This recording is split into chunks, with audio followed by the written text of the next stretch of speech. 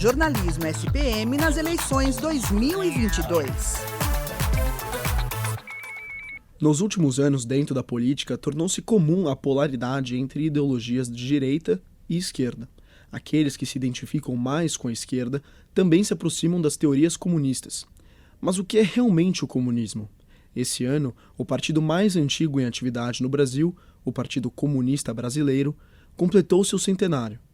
Nos últimos 100 anos, o PCB teve papel importante na esquerda brasileira, reunindo figuras ilustres como Jorge Amado, Oscar Niemeyer e Olga Benário. Raquel Luxemburgo é a mais nova pré-candidata a deputada federal pelo partido e representa bandeiras como educação, melhores condições de trabalho e igualdade social. Mas afinal, o que Raquel propõe para esses temas? Como é ser uma mulher jovem na política? E quais são os seus desafios para o ano de eleição? Prepara o fone de ouvido que está começando mais um VotoCast. VotoCast. Jornalismo VotoCast. SPM nas eleições 2022. Jornalismo SPM nas eleições 2022. VotoCast. Seja muito bem-vindo, meu Jornalismo caro ouvinte, SPM ao nas eleições VotoCast. Eu sou a Júlia 2022. Capaldi e eu tô aqui com o Felipe Padovese. E aí, Fê, tudo bem? Eu tô ótimo, Ju, e você? Também. E junto conosco nessa bancada, a gente tem a Larissa Cripa, cuidando das nossas redes sociais. Boa tarde, pessoal. Como de costume, nós estamos ao vivo na Twitch e no YouTube. É só buscar por VotoCast e aproveita esse recado para seguir a gente nas nossas redes sociais. Lembrando que nosso Instagram é @votocast.spm e agora é com vocês. Mas Fê, me conta, quem está participando da nossa conversa hoje? Aqui conosco hoje está Raquel Luxemburgo. Nascida em Salvador, tem 28 anos e começou seu envolvimento com política em 2016, quando lutou contra o corte na educação. É mestranda em Química na USP, professora da rede pública e editora-chefe do jornal Futuro de SP, da União da Juventude Comunista. Além disso, também é secretária-geral da Associação Nacional dos Pós-Graduandos. Militante do coletivo feminista Ana Montenegro, Raquel faz parte da bancada da Juventude do Partido Comunista Brasileiro. E esse ano é pré-candidata em sua primeira eleição para o cargo de deputada federal. Seja muito bem-vinda, Raquel. Muito obrigada pelo convite, gente. Boa tarde a todos e todas que estão ouvindo a gente hoje. Bom, pra gente poder começar o nosso papo aqui, eu queria saber um pouco da sua história, né? Como que você se aproximou do ativismo e também da política? Bom, como você mesmo falou, eu nasci em Salvador, né?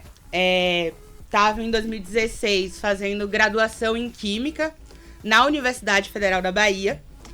E eu fazia parte do PIBID, que é o Programa de Iniciação à Docência. Em 2016, antes do golpe, né? E aí, o governo Dilma, na época, queria produzir uma série de mudanças no PIBID que o movimento estudantil não concordava, né? Nem o movimento estudantil, nem o movimento de docentes.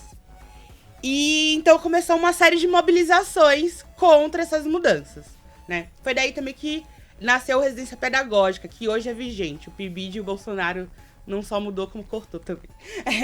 Mas... Então, a partir dessas mobilizações, eu fui entendendo o que era política, entendendo o que eu queria. E aí eu conheci o PCB, né? Pra mim, o PCB era um partido que eu estudei lá no meu ensino médio, partido do Marighella, do Prestes. E eu conheci o PCB nessas mobilizações.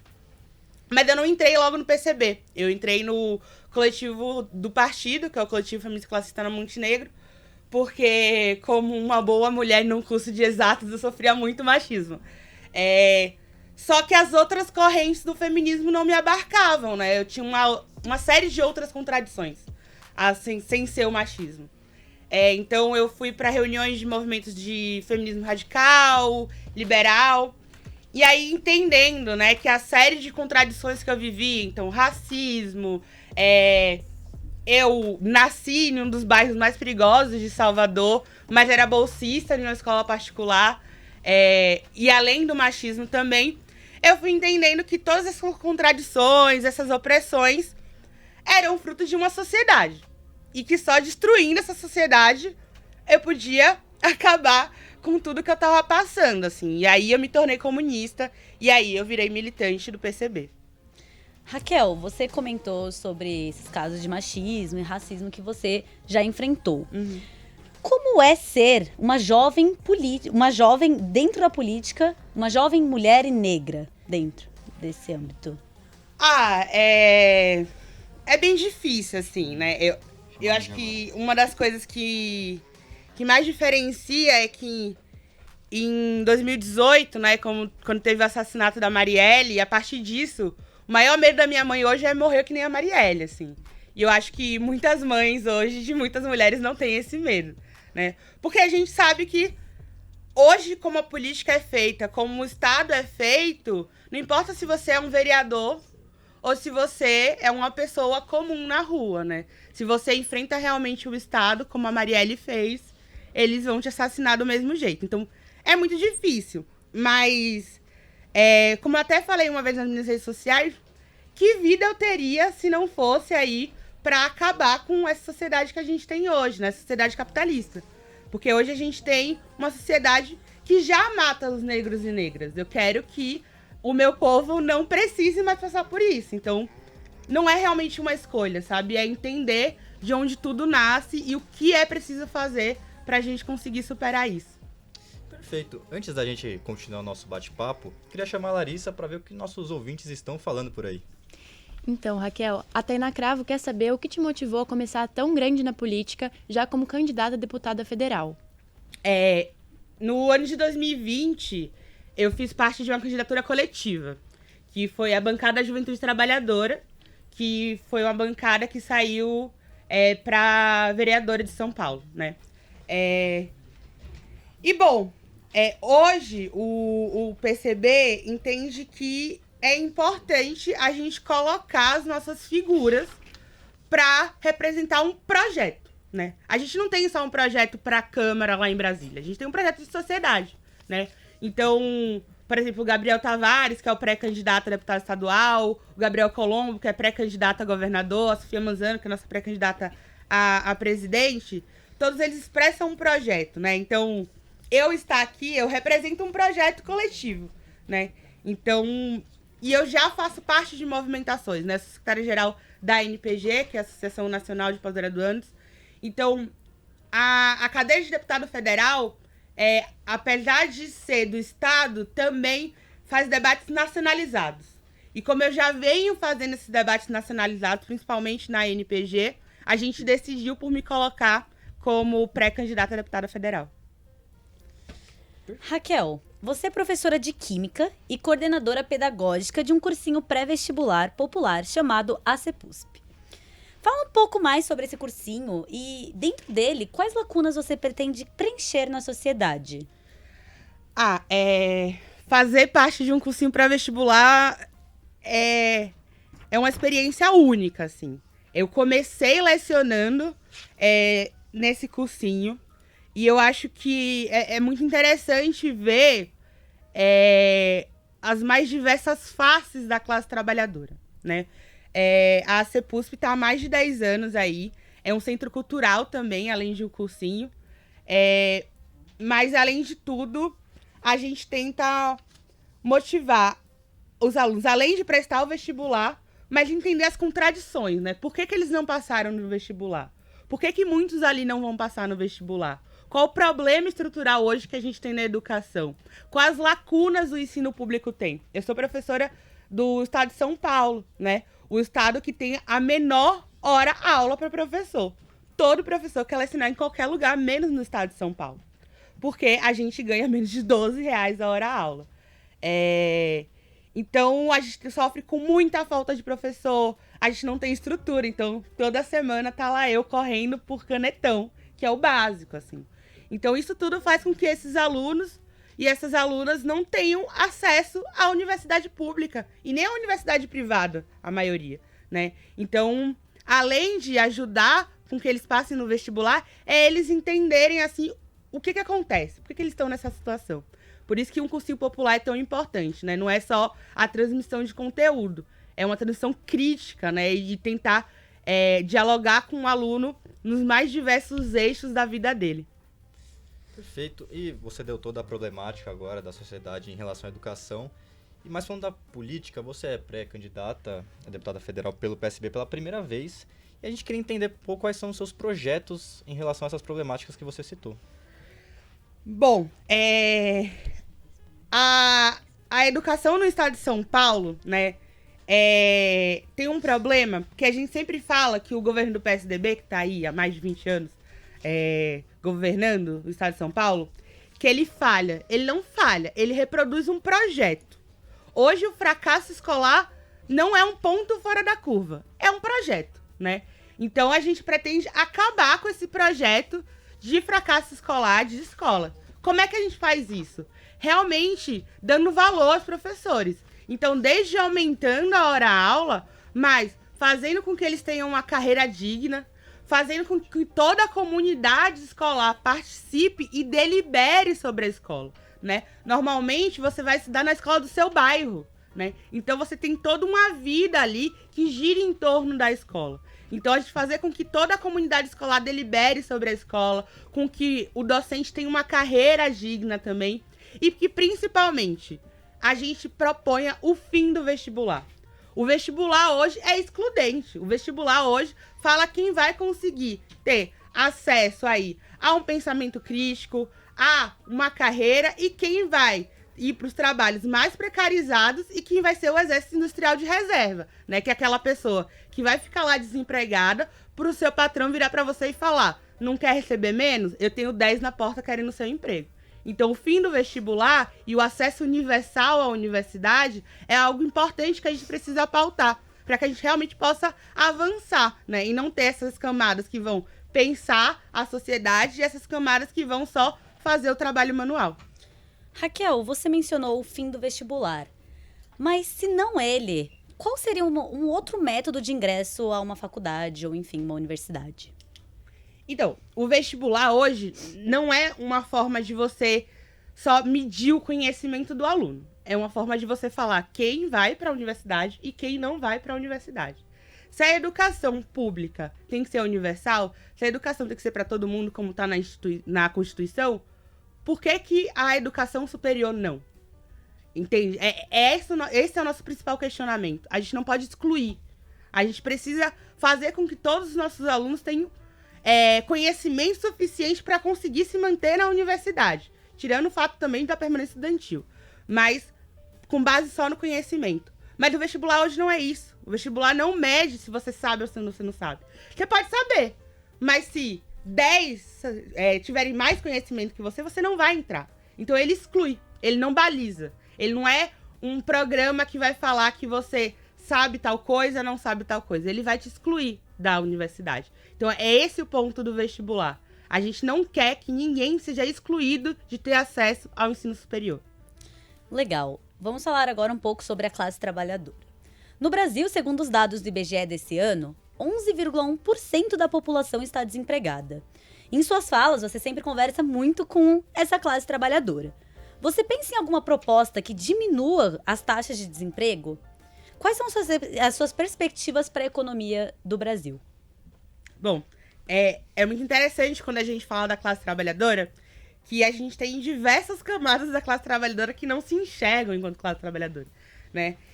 E aí, por exemplo, se você é médico, você também é classe trabalhadora. Se você é advogado, você também é classe trabalhadora. Porque a partir do momento que você para de trabalhar, vai ter um momento que você não vai ter dinheiro. Porque você deixou de vender a sua força de trabalho, né? Então, quando a gente fala principalmente sobre desemprego, né? Eu acho que tem 2 pontos muito importantes. É que, como a gente fala, o desemprego hoje também é um projeto. Como eu falei, se a gente tem uma grande massa de desempregados, eu posso diminuir os salários. Por quê? Porque aí as pessoas vão começar a passar fome, a passar necessidade. Eu diminuindo o salário, ele vai aceitar mesmo assim. E como é que a gente muda isso, né? A gente tem diversas formas. Primeiro, que pode parecer muito abstrato, mas é diminuindo a carga horária de trabalho de 40 horas, que é o normal, para 30 horas semanais. Porque aí a gente vai ter trabalhadores conseguindo trabalhar de uma forma mais digna e conseguindo fazer uma divisão melhor. Mas, além disso, a gente conseguir abrir concursos públicos para que a gente possa ter o Estado abarcando essas pessoas que estão hoje desempregadas. Que o Estado faça um programa de pleno emprego. E não é como se não tivesse como. Como eu falei, hoje falta muito professor na escola. Por exemplo, em um corredor com 5 salas, normalmente eu tenho 2 salas com professor e 3 sem professor. Então não é que tem professor aos montes na escola.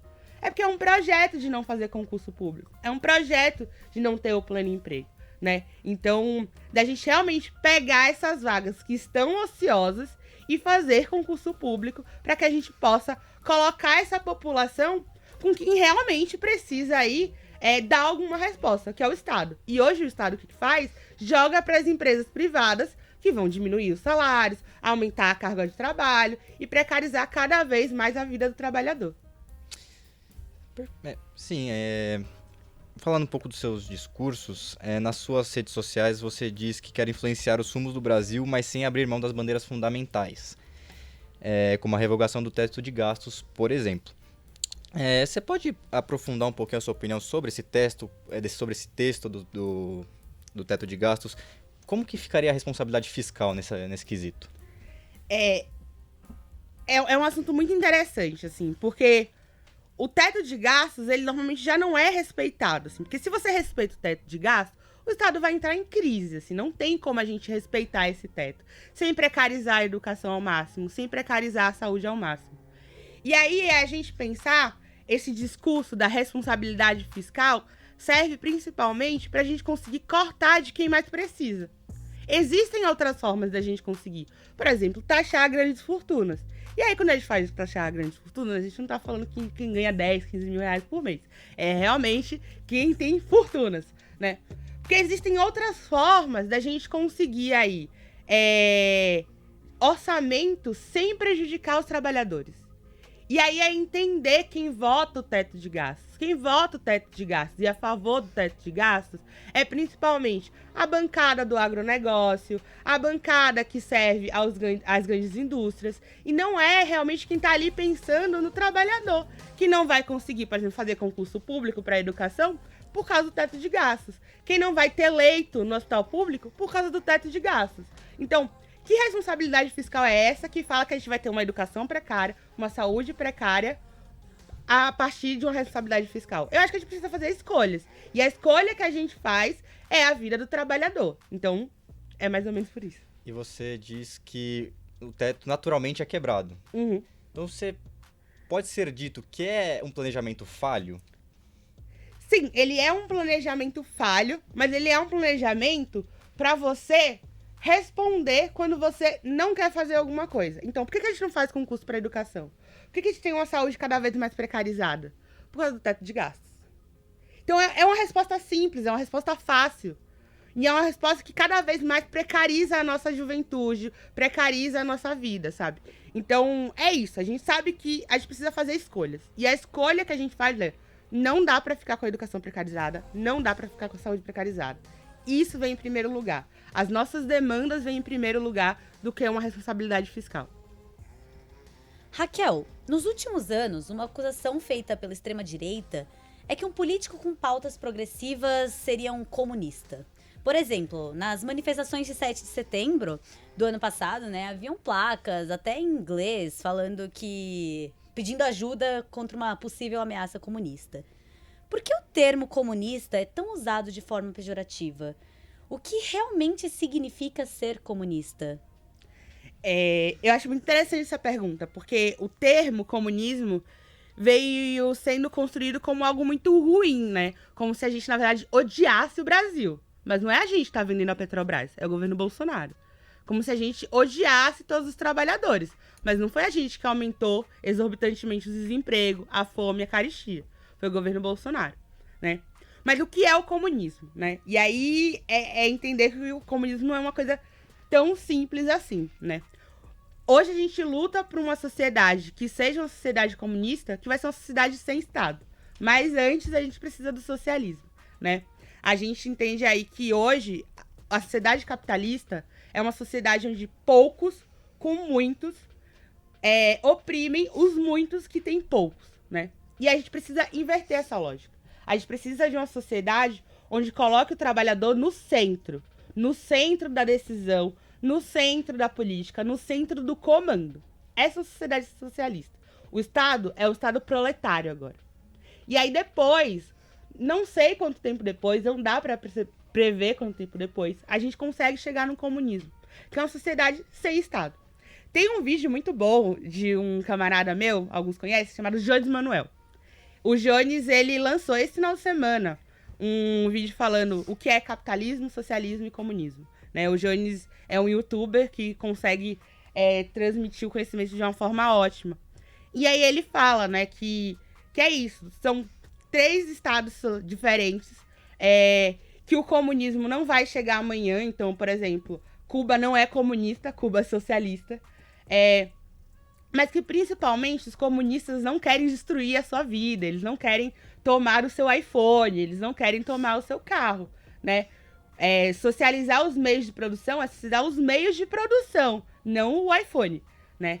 E é isso, a gente luta pela emancipação da classe trabalhadora, então pela real libertação. Então a gente não precisar ter mais medo de sair na rua. Sou eu hoje não ver uma viatura da polícia, até porque não existe polícia, e ter medo de ser parada, né? E ter medo do que vai acontecer. A gente conseguir viver em uma sociedade onde eu sei que eu vou ter emprego, onde eu sei que eu vou fazer graduação e eu vou ter um emprego depois. Porque eu sei que eu vou fazer graduação, sabe? É uma sociedade hoje onde não vai ter gente lucrando com a minha exploração, com a minha dor, que é o que acontece hoje. Perfeito, Gil, vamos abrir um espacinho para nossa audiência? E aí, Lário, o que eles mandam por aí? Bom, voltando um pouco para o seu espaço pessoal, o Matheus Duarte quer saber os desafios que você pensa que vai encontrar se for eleita, em todos os sentidos. Bom, acho que o primeiro desafio vai ser deixar a sala de aula, porque eu gosto muito. Mas enfrentar hoje uma Câmara que é de direita e de extrema-direita, né? A gente sabe que hoje até a bancada da social-democracia, que é ali o PT, o PCdoB, a bancada do PSOL, são muito pequenas, assim, né? Então a gente vai ter um enfrentamento muito grande. Por isso que a gente fala que o nosso mandato seria realmente isso, né? A voz do povo dentro daquele lugar onde quem tem voz é o agronegócio, é a bancada da bala, é a bancada da Bíblia, e não realmente todo o conjunto da classe trabalhadora, né? Então vai ser bem difícil esse enfrentamento, mas vai ser muito necessário, né? Eu acho que um outro problema que a gente enfrenta é todos esses processos aí que a gente vem vendo com todas as outras parlamentares de machismo, racismo, a gente viu com a Isa Pena, a gente viu agora com a Mônica Seixas, porque essas pessoas se sentem livres ali para promover qualquer tipo de opressão, porque sabem que nada vai acontecer, né? Porque sabem que eles têm um poder político para isso, para ir arquivar qualquer processo. Então vai ser um enfrentamento muito grande, mas muito necessário também, até para a gente dar voz ao que está acontecendo ali. Falando um pouco do PCB, seu partido, ele completou 100 anos recentemente, e nesse centenário foi discutido que ele passou grande parte do tempo sendo caçado, né? E durante esse tempo ele teve altos e baixos, e a gente queria saber a sua avaliação. Hoje o PCB é um partido que vive no momento de alta ou no momento de baixa? Bom, aí sempre fala que o PCB passou mais tempo na ilegalidade do que na legalidade, né? Já teve ano que a gente foi legal e ilegal no mesmo ano. Mas é porque é isso, sempre que a gente tem um fechamento de regime no Brasil, a primeira coisa que você faz é colocar os comunistas na ilegalidade, é perseguir os comunistas, é literalmente matar os comunistas. Mas eu acho que hoje o PCB, no seu processo de reconstrução revolucionária, né, a gente teve aí em 92 um racha, que vai ter a continuidade do PCB e vai ter o PPS, que agora é o Solidariedade, se eu não me engano, o nome do partido, que é um partido de direita, um partido fisiológico. E a partir daí a gente vem em um processo de reconstrução. E esse processo de reconstrução é de se inserir nos espaços que a gente muitas vezes construiu, né? A gente fundou a Uni. Em 2017 a gente volta para a Uni, né? Então, eu acho que a gente vem em uma crescente muito grande. E até por que a gente vem em uma crescente muito grande, né? Com a crise do capitalismo, muitos jovens, principalmente, não veem mais saída para os seus problemas dentro dessa sociedade. Hoje a gente tem uma juventude que não tem perspectiva de emprego, de direito trabalhista, de se aposentar. Então, ela essa juventude vê no comunismo uma alternativa, vê uma saída, né? Uma juventude hoje, por exemplo, que se você mora em Paraisópolis e você quer se divertir, você pode ser parado pela polícia, você pode morrer, como já teve, né? Uma operação policial lá. Então, a gente tem uma juventude que está sendo completamente reprimida, né? Então, vê no comunismo uma alternativa. E por isso que a gente vem crescendo, principalmente na juventude, né? E você crê que, de certa forma, não sei se eu posso colocar o Estado, mas foi achado um inimigo em comum? Alguém que fala, temos que matar comunista porque o comunista atrapalha o Brasil? É um inimigo em comum, entre aspas? A gente é um inimigo porque a gente é perigoso, né? Se você fala assim, a gente precisa acabar com esse Estado, a gente fala abertamente que hoje o Estado burguês não nos representa. A gente põe um dedo e aponta quem é que tá lucrando com isso tudo, né?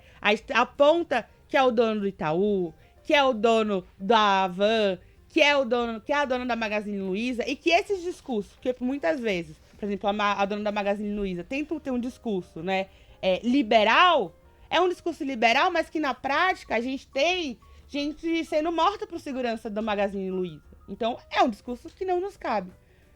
Então, é mais fácil falar que a gente realmente é o inimigo da classe trabalhadora, né?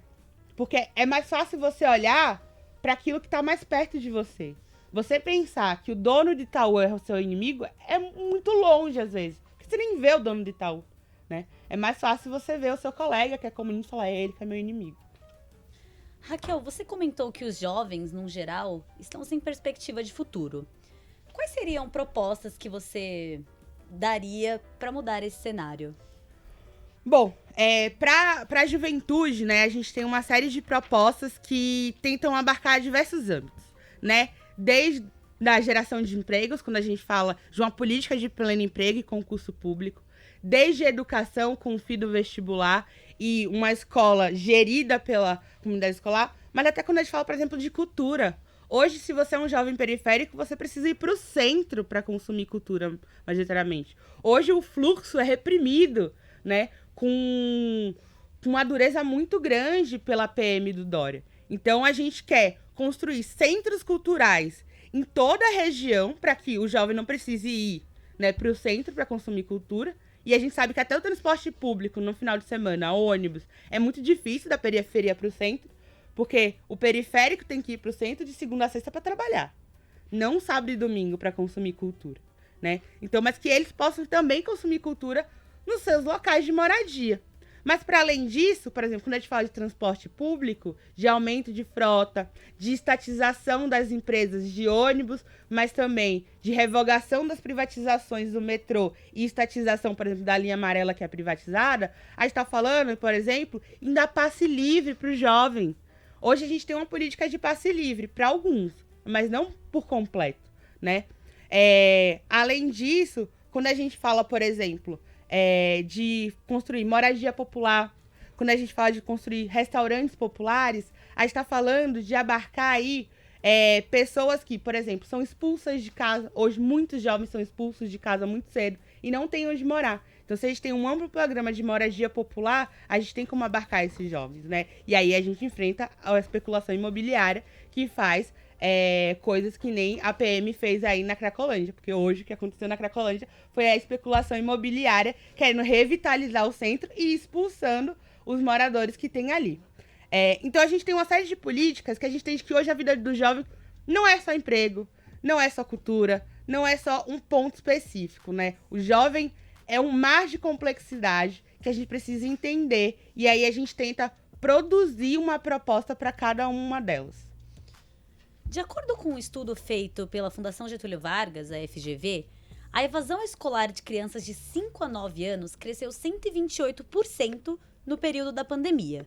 O último SARESP, que é a prova que avalia o aprendizado dos alunos de ensino básico no estado de São Paulo, registrou uma queda de desempenho em todas essas disciplinas avaliadas.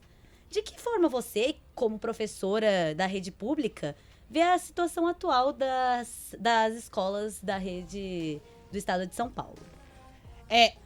A pandemia, ela intensificou um problema que a gente já tinha, né? E aí, por que a gente já tinha? Por exemplo, hoje eu tenho alunos do terceiro ano de ensino médio que não sabem fração. fração você não dá no primeiro e no segundo ano, que é quando eles estavam no EAD. Você dá no Fundamental 1. Eles não tiveram Fundamental 1. Hoje eu tenho alunos de ensino médio que não sabem ler. Então, tipo, vem um processo muito antigo, né? Mas a pandemia escancara isso. E amplia isso. Por quê?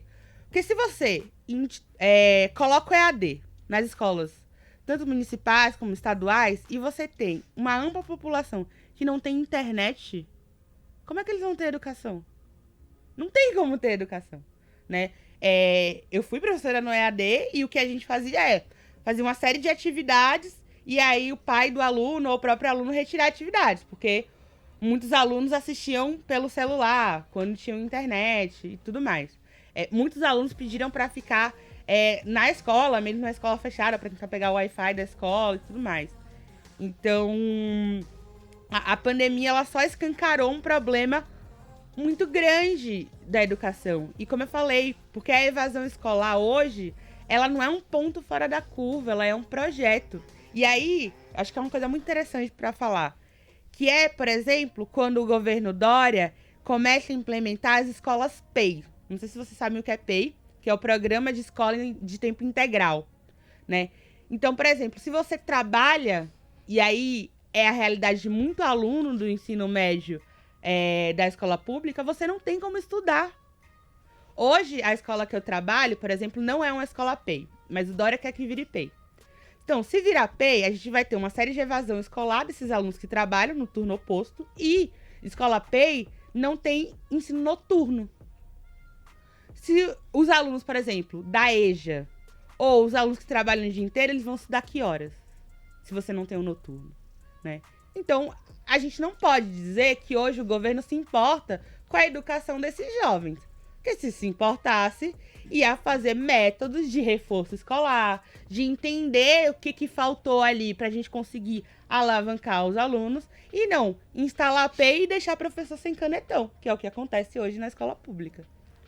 Você, aproveitando a sua resposta que você acabou de dar, tem algum método de descobrir o que faltou antes, por exemplo, do ensino médio, para, por exemplo, uma criança chegar até o ensino... Aliás, chegar no ensino médio sem saber ler? Faltou muita coisa, assim. Mas... Bom, o que a gente tenta fazer, por exemplo, sempre no começo do ano, é um estudo diagnóstico do aluno, né? Mas o que falta hoje, realmente, é a gente ter, além de professores estimulados e cada vez mais qualificados, então um programa de formação continuada, né? Tipo, um professor que se formou há 20, 30 anos atrás, ele precisa se atualizar. Mas como é que a gente faz isso? A gente tenta forçar o professor a se atualizar, mas não fala com ele a importância disso e dá os meios necessários para ele fazer isso. Mas falta também a gente ter uma escola que entenda o aluno e as necessidades do aluno e as especificidades do aluno, né? Tem um aluno que ele não vai conseguir realmente ir bem em uma prova, mas tem outras formas de avaliação. Então, falta uma escola que seja interessada em produzir um sujeito, né? Que se importe com aquelas pessoas que estão ali. Então, por isso que a gente fala que é muito antes. Porque hoje a escola pública, ela não se importa com quem tá lá, né? Ela não se importa nem com o professor, nem com os funcionários e nem com o aluno. Então, eu acho que é isso que falta, assim. Eu vou aproveitar o gancho da educação para falar de um assunto super recente que está acontecendo agora, que é sobre a PEC 206/2019, que pretende estabelecer a cobrança de mensalidade nas universidades públicas, que foi incluída na pauta do CCJ. Queria saber, você que estudou em escola pública, inclusive é professora hoje, o que você vê dessa medida? Inclusive, a minha irmã me perguntou sobre isso, né? Mas...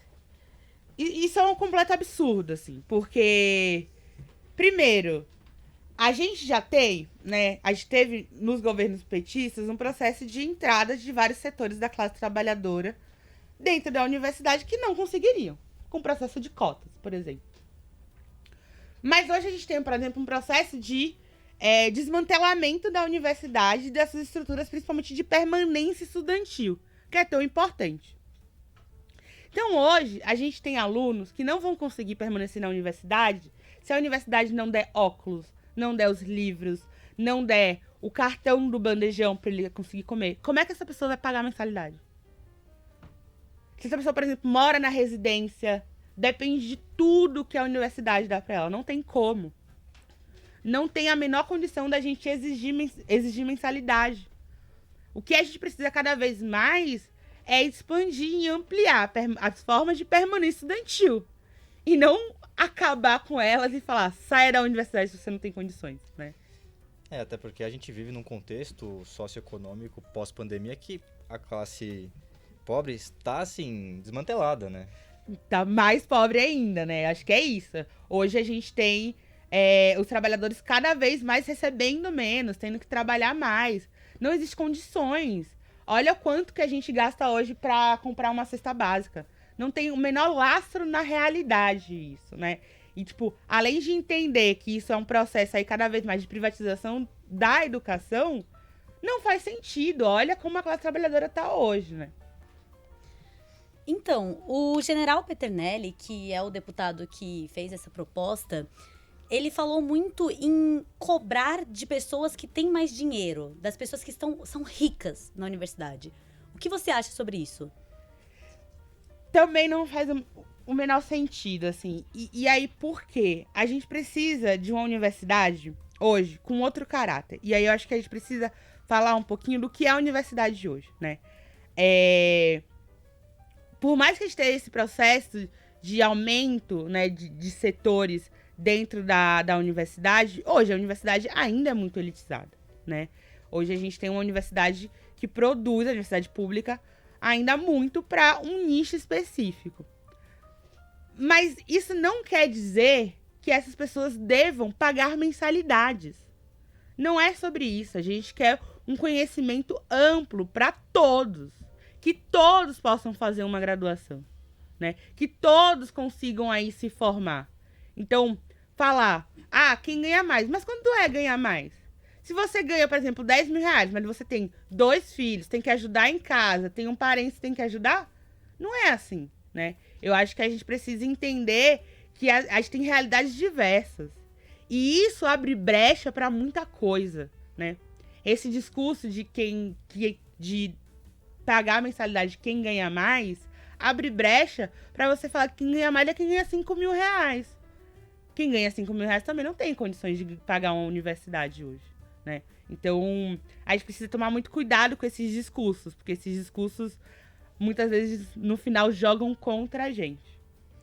Considerando a sua participação como editora-chefe do jornal O Futuro de São Paulo, qual é a importância do jornalismo para fornecer a informação aos jovens, assim como promover uma maior inserção na política, né? O que você acha sobre isso? Ser editora-chefe do jornal é uma experiência muito, muito única assim, na minha vida, porque não sou formada em jornalismo, mas na militância a gente entende hoje que a gente tem uma imprensa hegemônica, né, que está a serviço não dos trabalhadores, mas, por exemplo, que atacam os comunistas, mas que atacam as ideias de esquerda, que se dizem imparciais, mas que não são imparciais de verdade. Então, que a gente precisa de um jornal que dialogue com as demandas do jovem trabalhador. Então, que fale de desemprego, que fale, por exemplo, do que acontece nas ETECs, nas escolas públicas, que fale sobre cultura. E é isso que a gente apresenta no jornal, né? Por exemplo, a edição agora que passou de maio, a gente fala sobre o desemprego na juventude, a gente fala sobre a situação nas ETECs, que também está com falta de professor, sem estrutura. A gente fala sobre casas culturais, principalmente a Casa Cultural da ZL. A gente fala sobre a realidade nas universidades, então sobre o que está acontecendo hoje, principalmente na Unesp. A gente tem na Unesp uma volta à presencialidade muito prejudicial. A gente tem bandejões com capacidade reduzida, a gente tem residências universitárias precarizadas, e isso se alastra em várias universidades. E aí, por exemplo, eu sou da Unesp, um exemplo. E aí eu tô sofrendo com falta de bandejão, eu tô sofrendo com residência universitária precarizada, e eu vejo uma matéria que na USP, por exemplo, tá acontecendo a mesma coisa. Então, cada vez mais você entende que isso é uma realidade total do Estado, né? Então, é isso. É essa forma da gente conseguir dialogar com o jovem. para mostrar que a realidade dele não é uma realidade única, que ele não tá sozinho, que acontece no bairro dele, na escola dele, na universidade dele, acontece muito hoje no estado. Me veio uma pergunta agora que eu fiquei bem curioso. Existiria algum projeto já em relação ao tema cultura dentro do PCB?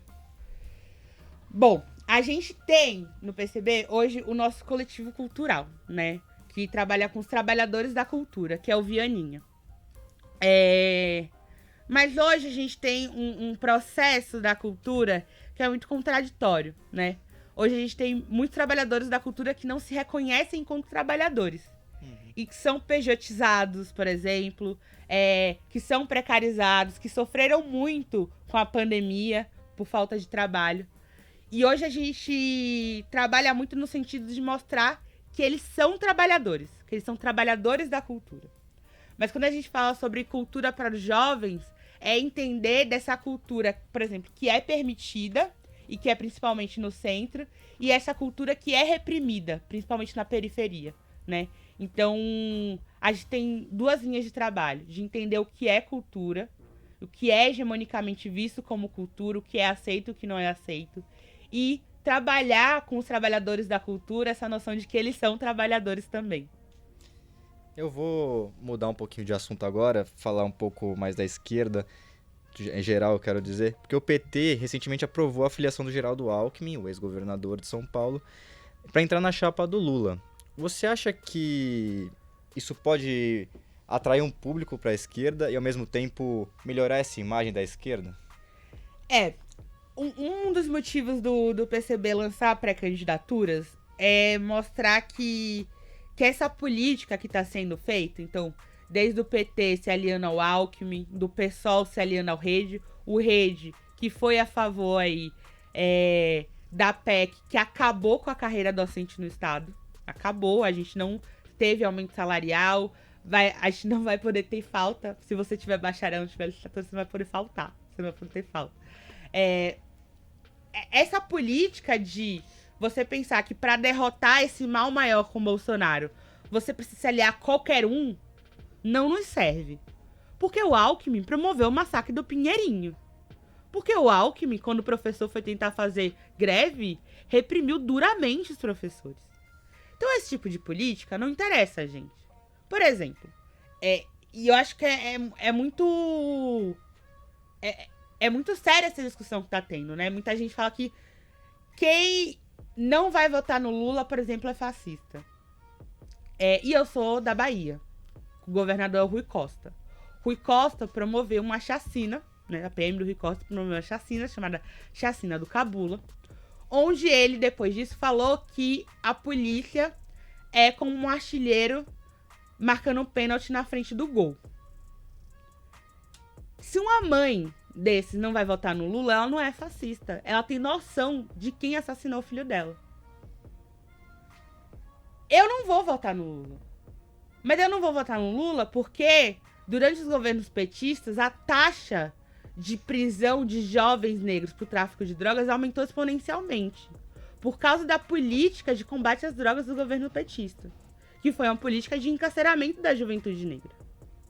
Então a gente precisa entender que uma política de todo mundo contra o Bolsonaro, e aí todo mundo é também quem vai promover ataques à classe trabalhadora, quem vai promover repressão, quem vai promover genocídio da classe trabalhadora, não me contempla. E não é porque eu sou fascista, é porque eu entendo que isso não me contempla. Então, é uma aliança que, usando uma expressão, o tiro pode sair pela culatra, assim, né? Você se aliou com a pessoa errada, mais E ou o menos. PT já passou por isso antes, em 2016, né? Dilma e Temer tá aí pra mostrar. Mas é isso. São escolhas que são feitas que cada vez mostram que a gente precisa escolher um lado. Não existe essa possibilidade de você conseguir conciliar burguesia e classe trabalhadora. Porque eles são do lado dos opostos. Os donos de fábricas, empresas, o dono do Itaú, ele quer lucrar. E ele quer lucrar cada vez mais. Então, chega uma hora que a gente precisa escolher um lado. Então, essa tentativa de conciliação faz com que, muitas vezes, você tente conciliar com pessoas que têm um projeto que não é pro lado da classe trabalhadora. E é isso que está acontecendo, tanto com o PSOL, com o PT, com o PCdoB. Bom, agora falando novamente de uma polêmica, no Flow Podcast, recentemente houve um debate muito forte sobre o direito de existir um partido nazista reconhecido por lei, e a gente sabe que isso não é permitido no Brasil. Mas o deputado Kim Kataguiri rebateu dizendo que, abre aspas, em contrapartida existe um partido comunista reconhecido por lei com representante no Congresso, fecha aspas. O episódio provocou a polêmica, certo? Por fazer essa equiparação do nazismo com o comunismo. Você podia até explicar pra gente como que isso ocorre, porque talvez isso não faça sentido? Isso não faz sentido, porque normalmente tentam colocar, né, como os dois extremos que se unem. Não faz sentido, né? Quando a gente fala de nazismo, a gente está falando de genocídio. O comunismo, ele não quer promover o genocídio, né? A gente está falando de uma política de extrema-direita que promoveu o genocídio de milhões. Isso não ocorre. E aí você defender que exista um partido nazista é você defender que exista, por exemplo, um partido que deliberadamente quer, por exemplo, que todos os negros morram. E isso é um absurdo. Mas é um absurdo no sentido de que a gente, enquanto uma classe, a gente, enquanto um povo, aceitar isso é aceitar que a gente está cada vez mais caindo no fundo do poço, assim. A gente não pode enxergar isso como uma normalidade, né? Isso não é normal. Isso não é algo aceitável. Então, é um comentário muito infeliz, e ainda bem que ele foi retirado do podcast depois disso, porque isso é inaceitável. Porque normalmente colocam como um pensamento, mas um pensamento gera ação. E ação gera hoje, por exemplo, diversos grupos que olham moradores de rua, olham LGBTs na rua e espancam. E isso não pode acontecer, a gente não pode normalizar isso. Eu vou chamar agora a Larissa pra falar pra gente o que tá acontecendo aí nas mídias, o que a galera tá falando. Conta aí pra gente, Lari. Você tinha mencionado sobre a burguesia e a questão das empresas, da vontade de lucro, então o Matheus Duarte quer saber... desculpa, o Matheus é antiga. A Júlia Teles quer saber como você vê a propriedade privada. Bom, quando... E eu acho muito interessante quando a gente fala isso, porque quando a gente fala que a gente quer o fim da propriedade privada, né? As pessoas começam achando que vai um dia alguém do governo bater na sua porta e falar assim, sai da sua casa. Não é isso que vai acontecer, né? Podem ficar tranquilos. Mas por que a gente precisa do fim da propriedade privada e que a gente defende o fim da propriedade privada, né, ao longo do tempo? Porque a gente precisa entender que uma sociedade, né, ela só vai ser igualitária realmente quando a gente tiver os mesmos meios, os mesmos direitos. Então, quando a gente fala do fim da propriedade privada, a gente está falando que ninguém vai ser de ninguém. Que esse cercadinho aqui não é meu, é nosso. E essa noção de individualismo que é criado a partir disso gera vários problemas. Então, por exemplo, quando a gente fala que o começo da propriedade privada, por exemplo, gerou a opressão da mulher, é porque, a partir do começo da propriedade privada, que gera uma noção de essa mulher é minha propriedade, então ela vai ter os meus filhos e vai gerar tudo em torno de mim.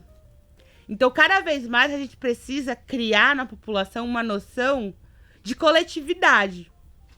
Porque aí, por exemplo, a gente não sai na rua e vê o mar que a gente tem hoje de moradores de rua hoje, pessoas em situação de rua, e acha normal, porque a minha vida não tá assim.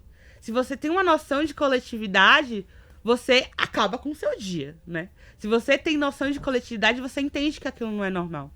Então, a gente é pelo fim da propriedade privada, mas para que a gente consiga promover uma coletividade, né? Tudo seja coletivo. Uma pergunta pessoal minha agora. Então, qual você diria que é o papel dessa minoria privilegiada no comunismo? essa minoria, tipo, a burguesia, assim, Isso. de não existir. Ela não vai existir, né? Então é isso, não vai ter um pouco com muito oprimindo esses muitos com poucos.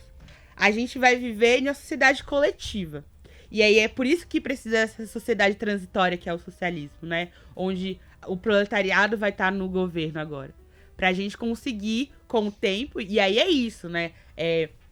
E aí dando um exemplo muito abstrato. Hoje a China, que muita gente fala que é comunista, que é socialista, ela fala que ela só vai ser uma sociedade plenamente socialista em 2050. Porque entendendo que não é de uma hora para outra que você acaba com concepções que você foi criado. Você foi criado para ser individualista. Você foi criado para falar isso aqui é meu, isso aqui é meu, isso aqui é meu, isso aqui é meu, né? Então, é de não existir. Não vai ter esses poucos, né? Vai ser um coletivo. Raquel, o nosso tempo está chegando ao fim. Então eu gostaria muito de agradecer pela sua participação e pedir para você dar uns destaques finais para quem está nos ouvindo. Bom, eu queria agradecer o convite a todo mundo que tá aqui, todo mundo que tá escutando também, falar pra vocês conhecerem as pré-candidaturas do PCB, se vocês quiserem me seguir nas redes sociais, é Raquel Luxemburgo em tudo, Twitter, Facebook e Instagram, mas mais do que me conhecer ou votar no PCB lá nas eleições, é conhecer o nosso projeto, conhecer como vai se estruturar a nossa pré-candidatura, mas como se estrutura a gente, né? Como eu falei, a gente tem um projeto de sociedade, que é para além das eleições, né? As eleições, ela é um momento muito importante, mas que a gente quer dialogar, que a gente quer ganhar, mas que a gente quer que todo mundo consiga conhecer e participar, né? Desse projeto que a gente tem. Então, sigam as redes sociais do PCB, as minhas redes sociais, e vamos construir essa pré-candidatura e uma outra sociedade também. Obrigada, gente. O VotoCast é um programa realizado por alunos do curso de jornalismo da SPM São Paulo. Essa edição foi apresentada por mim, Felipe Padovese. E Júlia Capaldi. Nas mídias sociais, Larissa Cripa. Roteiro de Rodrigo Narciso, Rafael Saldanha e Larissa Cripa. Edição por Richel Piva e Karina Lopes. Trabalhos técnicos, Afonso Afonsos. Orientação da Oficina de Eleições, professora Patrícia Rangel. Supervisão do Centro Experimental de Jornalismo, Antônio Rocha Filho. E coordenação do curso de jornalismo, Maria Elizabeth Antonioli. I'm a really big hitter, big picture, I'm a straight killer. I send the song to the highest bidder. Got juice, got gas, I'ma move fast. New shoes, new tracks, like who's that? I'm new, come back, better than last. Yeah, it's a new me, never gonna look back. I'm never gonna look back. Cause damn, I was built to last. You move slow and I move fast, and that's facts. Only I can make a change. Slowly take a step today. I will never be the same. Cause that's what it takes. VotoCast. Jornalismo SPM nas eleições 2022. VotoCast. Jornalismo SPM nas eleições 2022. VotoCast.